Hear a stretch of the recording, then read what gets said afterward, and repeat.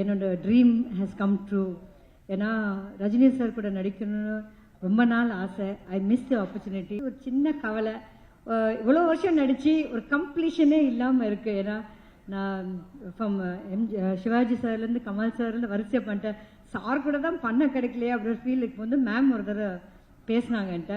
பேசிட்டு மேம் நீங்கள் இந்த படத்தில் இருக்கீங்க அப்படின்னு. ஒரே எக்ஸைட்டட். ஓகே ஓகே நம்ம சார் படத்தில் நடிக்க போகிறோம்.